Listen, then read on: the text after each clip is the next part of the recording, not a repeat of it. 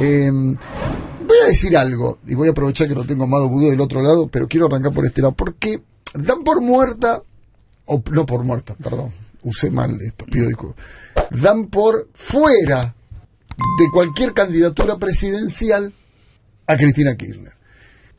Yo no digo que no, ahora, tampoco digo un sí rotundo, yo hoy dejaría un pequeño porcentaje que yo sospecho que irá muy creciendo a lo politizado. largo. Ya las paredes hablan, ya ves pintadas, ya ves movida. Hay off the record también que ya empiezan a manejarse. Todo. Yo digo, che, no la den por ida de la política. Yo no sé, yo esperaría, pero no tengo Amado Vudú. Fue vicepresidente, fue ministro de Economía, del otro lado de la línea. Amado, Jorge Rial, de Radio 10, buen día. ¿Cómo estás, Jorge? Buen día. Bien, sospechado. Bueno, arranquemos por donde arrancaste. Sí, pero arranqué por ahí porque... Bueno, por cosas que nos van llegando a todo, que hay como una movidita, ya empieza una movidita. ¿Vos sentís lo mismo? Sí, yo siento lo mismo y estoy convencido que la tarea de la militancia, de la dirigencia, es generar las condiciones para que Cristina pueda presentarse, para cambiar esa situación que ella expresó el mismo día que sufrió una condena absurda, injusta, y que dijo que no iba a ser candidata. Esa es una decisión de Cristina, por supuesto, pero yo creo que ella explicó las condiciones por las cuales ella no iba a ser candidata. Y si logramos revertir esas condiciones, me parece que sigue siendo la mejor candidata que tiene la Argentina. Sí. Y hay también esa movida, uno empieza a ver, vas por la calle, por ahora son pintadas casi como la resistencia de los 70, a mano, lo estoy viendo yo, o sea, nadie me lo cuenta, pero sí. Se está generando eso, uno lo siente, Sí. lo va viviendo. Sí. ¿Y sabés qué, Jorge? Creo, para compartir con tu audiencia, un país que tiene una democracia con candidatas tan importantes proscriptas tiene un destino muy corto. En Argentina, a partir del 55 proscribieron a Perón. Y del 55 al 73, o sea, los años que Perón estuvo proscripto, ningún gobierno pudo terminar, porque lo que sucedía en esa sociedad es que los liderazgos no coincidían con la representatividad. Entonces, en 18 años tuviste presidentes que en promedio no duraron más de 2 años. Y es una situación que podríamos estar enfrentando con una proscripción tan disparatada, ¿no? Sí. Y esta mesa que arranca hoy, ¿cómo la ves vos, Amado? ¿Es lo que hace falta? ¿Hay que juntarse y dejar de lado todo con Cristina o con quien sea el candidato a la cabeza? Yo creo que es muy importante en términos de que se explicita a toda la sociedad que la vocación de unidad que tanto se habla, bueno, tiene un punto de encuentro concreto. Es muy importante cuál va a ser el temario que van a ir delineando.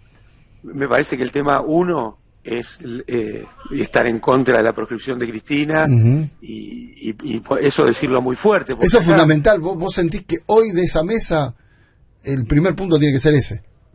Y a mí me gustaría mucho que sea ese, y creo que a muchas personas del espacio peronista también, porque es como es una definición en sí misma que Cristina representa muchas causas, representa un gobierno que mejoró la distribución del ingreso, que estuvo del lado de los jubilados, de las y los trabajadores, de la educación, de las y los niños y jóvenes.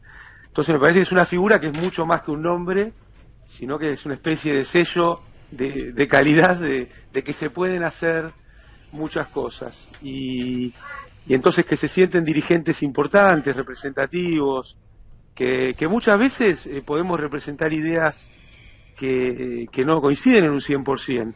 Pero bueno, del otro lado hay otro modelo de país, ¿no? Entonces, me parece muy importante y creo que no hay que poner expectativa en las cosas que salgan rápido, sino en que se sostengan el tiempo. Claro. Creo que ahí está la clave. Ahora, si Cristina decide ir, no paso. Sentí que Cristina es la que aglutina todo, une todo. O sí, no creo que la sometan a Cristina a una paso. Pregunto. A mí me parece que sería una paso de voto cantado.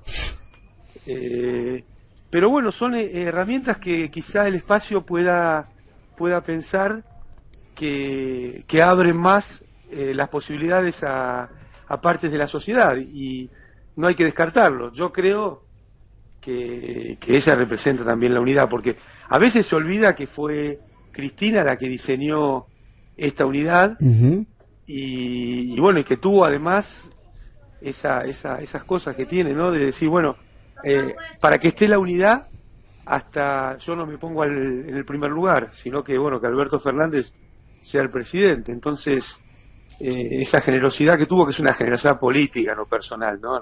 No lo tomemos como una cosa, una decisión, digamos, personal, sino que es un hecho político que ha sido muy trascendente, que nos permitió salir de un verdadero desastre. Cuando uno mira la 2003, cuando asumió Néstor Kirchner, la Argentina del 2015, cuando terminó Cristina, y lo que dejó Macri, pues después podemos hablar de la pandemia, de la guerra, pero ya lo que dejó Macri, la inflación que empezó a ser un régimen permanente y desbocado, aumentos de tarifas, caída de salarios, caída de jubilaciones, el endeudamiento, Jorge, el endeudamiento que hoy pesa sobre todas las argentinas y argentinos, porque no es sobre el gobierno, los 100.000 millones de dólares privados y los 44.000 millones de dólares al Fondo Monetario, se los pagan todos los días las argentinas y argentinos con menos salarios, menos industrialización.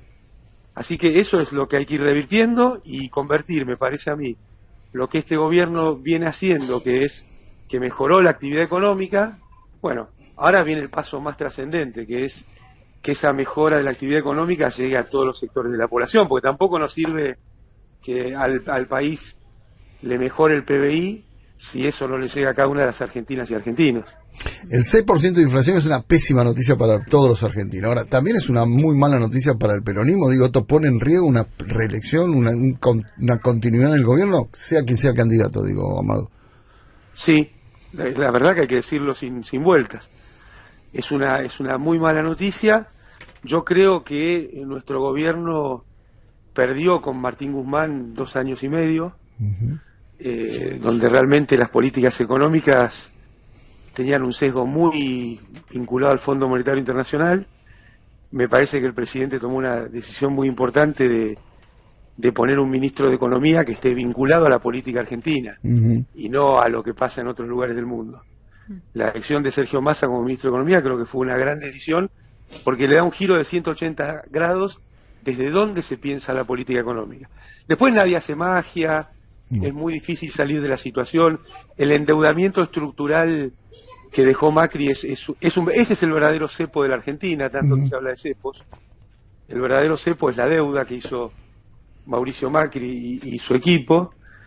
Pero yo creo que el número de la inflación de este mes, que fue decepcionante para los que tenemos expectativas puestas ahí, no deja de ser esto, es un mes, un número. Y la política es otra cosa, la política se hace todos los días, con políticas públicas, hablando con todos los sectores y tomando decisiones que mejoren la vida de las mayorías. Ahora te voy a dejar que mis compañeros te pregunten, pero el otro día hablé con Julio De Vido y hablábamos de obviamente que hay 50% de posibilidad de que vuelva al macrismo. Hoy existe. Y le pregunté a Julio y te lo pregunto a vos, ¿tienen temor ustedes que fueron perseguidos, bueno, conocemos tu caso, el de él, de esa vuelta y que redoblen la persecución, la venganza, que vayan por ustedes, por ejemplo? Mira, primero, esto que decís de Julio, creo que a esta altura del debate hay que darle el lugar, que fue el ministro de Infraestructura más importante de la Argentina, ¿no? En realidad de Planificación Federal. Sí. La obra pública que hubo en esos 12 años me parece que sirvió para que Argentina creciera y creciera con distribución del ingreso. Así que hablar de Julio para mí es algo muy bueno y muy importante. Y es posible que vuelvan con ese tipo de políticas. Vos fijate que parte del aparato judicial utilizado para la persecución está intacto. Tenemos la condena a la vicepresidenta de la Nación, ¿no? En un juicio donde no había pruebas, las pericias no las dejaron hacer, es decir, en algún sentido yo creo que fue una parodia de juicio donde una sentencia de un tribunal convalidó una sentencia mediática escrita hace muchos años en los medios dominantes. Entonces, esa situación te da la pauta de que gran parte del Poder Judicial juega como partido político. Entonces, a partir de eso puede pasar lo que vos señalás. Lo que pasa es que esto, Jorge, y es un tema que alguna vez hablamos con vos y te agradezco mucho, separar lo personal de lo simbólico y colectivo, ¿no? Porque la persecución y el dolor y las personas que acompañan eso, hay que sacarlo del plano de me pasó a mí, porque no es una cuestión de víctimas, sino que es una cuestión de que lo que se está persiguiendo son unas políticas y un modelo de país. Entonces, cuando viene un espacio que quiere implantar una sociedad en la cual la mayoría no solo no tenga ingresos, sino que no tenga derechos, ¿no? Que con el cuento de la industria del juicio lo que se busca es sacar los derechos de los trabajadores, ese tipo de políticas, con el cuento del derrame, que si a los muy ricos les va bien, al resto de la sociedad le va a ir bien, cosa que ya sabemos que no pasó en ningún lugar del mundo jamás. Con todos esos cuentos necesitan también de un ataque a dirigentes y dirigentes que representan otro país. Amado, ¿cómo estás? Acá Nazarena Lomagno te saluda. Me quedo pensando en lo que mencionaba sobre la inflación, un 6% difícil de bajar por cuestiones económicas varias, pero digo, ¿qué tanto influye la política y en este caso ser orgánico a Sergio Massa y su programa económico para que esa baja de la inflación en año electoral sobre todo tenga éxito?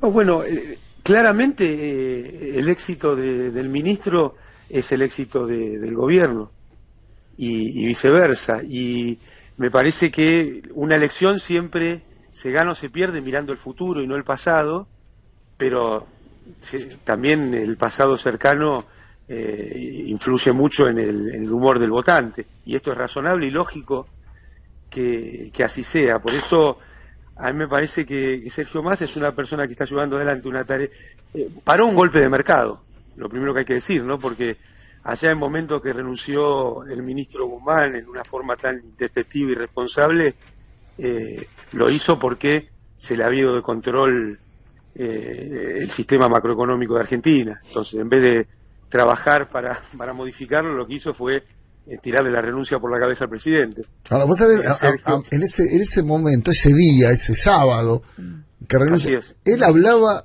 de otro golpe, de un golpe interno. Él decía, a mí me volteó la cámpora, fue un golpe interno. Digo, hablando de golpe, o hasta el golpe de mercado externo, pero él hablaba más de un golpe interno. Sí, claro, pero me parece que a él se fue, no lo volteó nadie, porque por su propia incapacidad para resolver los problemas y además yo creo que generó nuevos problemas. Haber pasado la deuda con el Fondo Monetario por el Congreso me parece fue un problema que nadie se lo pedía, el fondo jamás pidió una cosa así, ¿no? Y no haber discutido el tema de la deuda me parece que fue convalidar las peores políticas de Macri. Ahora, entonces, Amado, ahí... ¿te parece que... buenos días, Andrés Lerner, te saluda. Sí. ¿Te parece que algo así lo decide el ministro de Economía o que en realidad es una decisión del presidente? Mirá, el presidente tiene muchas áreas que atender y los ministros son los que llevan un menú de posibilidades.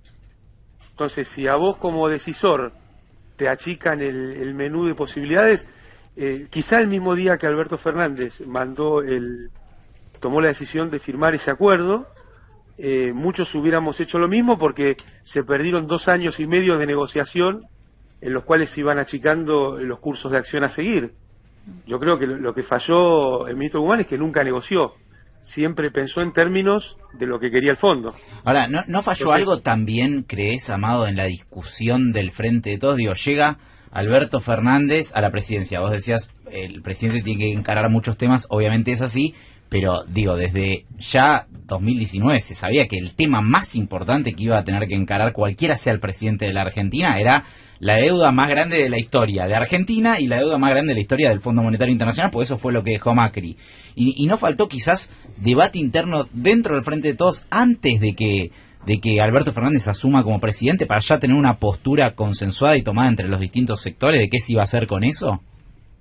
Y mi respuesta sería sí. Y creo que esa es una de las cosas que la mesa que se está poniendo hoy en marcha puede mejorar de cara al futuro. Porque en Argentina no hay, o es muy grave la que hay, experiencias de una alianza de gobierno de distintos sectores que tienen a veces visiones que no son las mismas, ¿no? La experiencia previa fue la de la Rúa. Entonces, si uno lo mira en términos de performance, no, es incomparablemente superior lo que fue esta vez. Pero es cierto que ha habido desajustes en la institucionalización del funcionamiento, como señalas vos, ¿no? Y sobre todo en el comienzo, pensemos que allá por el 2019 se decía que nadie le podía ganar a Macri y al macrismo, ¿no? Uh-huh. Porque la historia me parece que hay que verla completa. Cristina fue capaz de diseñar un esquema político que por primera vez un presidente se presentó a una reelección y no ganó, que fue Macri. Claro. Y Alberto Fernández fue capaz de llevar adelante esa campaña y hacer una gran elección, y todo el espacio político, bueno, empujó para ese lado. Y después creo que lo que vos decís es una cosa que la mesa que se pone en marcha viene a intentar remediar, a tener un programa, no solo un diseño electoral. Amado, hablando de negociaciones y de debate internos, te llevo un ratito a la coyuntura. ¿Qué pensás que hay que hacer con Edesur a propósito de lo que vimos en los últimos días? Bueno, yo en esto tengo una posición que he ido señalando, que creo que los servicios públicos deberían ser empresas estatales, porque la tarifa de los servicios públicos no debiera ser un precio de mercado o con lógica empresarial. Los servicios públicos en el siglo XXI son parte de los derechos humanos y son un factor de mejora en la distribución del ingreso. Entonces, me parece que esas empresas tienen que ser estatales, lo cual no implica que no hay lugar para el capital privado, todo lo contrario. Lo que pasa es que el lugar del capital privado debe ser subsidiario a lo que decide la sociedad a través de sus gobiernos. Y ahí está el lugar para la creatividad, para la invención, para el riesgo del capital privado, pero no manejar un monopolio que es una concesión estatal solamente con la visión de la rentabilidad, a lo cual te agregaría que en Argentina hay un problema adicional, que es que la restricción de la necesidad de dólares es estructural desde siempre. Entonces vos no podés tener una empresa que solo factura en pesos y que sus propietarios necesitan por lógica convertir esas ganancias en dólares y llevárselos del país. Entonces, el problema no es si los empresarios son buenos o malos, sino que el diseño institucional es incorrecto. Amado, como siempre, un día, después vamos a hablar otro día del tema de la FJP, cómo fue esa estatización, todo, porque es interesante, que tiene que ver con lo que está sucediendo en Edesur. En aquel momento hubo coraje, se hizo rápido, más allá que creo que Néstor medio te empujó, ¿no? Te dijo, andá a contárselo a Cristina, ¿no? Fue así. Es una historia que algún día está buena. Me invitás y lo hablamos sí, dale, en el piso. Dale, te lo vamos a hacer porque es muy interesante. Digamos, esa entretela de las grandes decisiones. Me parece muy piola. Así que dale, te invito un día y hablamos de ese tema y un par de temitas más. Dale.